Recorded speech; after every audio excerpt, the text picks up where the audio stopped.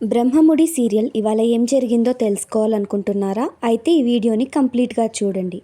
అయితే అప్పు కళ్యాణ్ని చూసి కావ్య, కావ్య ఎలా ఉండేవాళ్ళు, వాళ్ళు ఎలా ఉండేవాళ్ళు అని చెప్పేసి ఊహించుకుంటూ ఉంటుంది.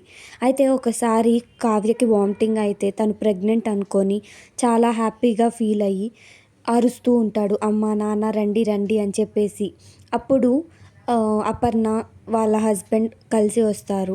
అయితే ఏమైంది అని అంటే ఇలా తను ప్రెగ్నెంట్ అని అపోహపడి తన హ్యాపీనెస్ని చూపిస్తాడు. అది గుర్తొచ్చి కావ్య బాధపడుతూ ఉంటుంది. కావ్యని చూసి అపర్ణ, ఇందిరాదేవి కూడా బాధపడుతూ ఉంటారు.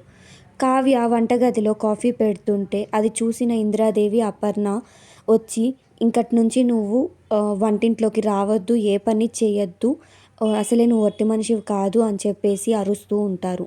అయితే కాఫీ తీసుకొని వచ్చి అందరికీ పనావిడ ఇస్తుంది. అయితే అది చూసి నువ్వు తెచ్చావేంటి కాఫీ అని అందరూ అనుకుంటూ ఉంటారు. అయితే అపర్ణ అవును ఈరోజు నుంచి తనే ఇస్తుంది అని చెప్పి అంటుంది. రుద్రాని చెల్లి ప్రెగ్నెంట్ అయితే అక్కకి రెస్ట్ ఇవ్వడంలో మీ ఉద్దేశం ఏంటి అని అడుగుతుంది. అయితే ఇంతమంది ఉన్నారు కదా పని చేయడానికి అని చెప్పుకొస్తుంది అపర్ణ.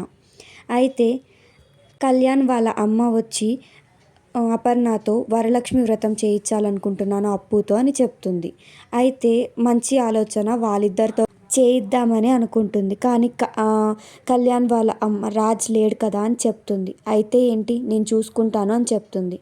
ఇంతలోకి స్వరాజ్ వాళ్ళ ఫ్రెండ్తో మాట్లాడాలి అని అన్నం తినకుండా మారం చేస్తే రేవతి కాల్ చేసి మాట్లాడిస్తుంది.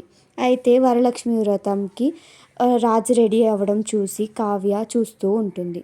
ఇంతలోకి రుద్రాని స్వరాజ్తో ఇలా నీకు బుల్లి ఫ్రెండ్ని ఇవ్వబోతుంది కదా, వెళ్ళి కంగ్రాట్స్ చెప్పు అని చెప్పి కావ్య దగ్గరికి పంపిస్తాడు.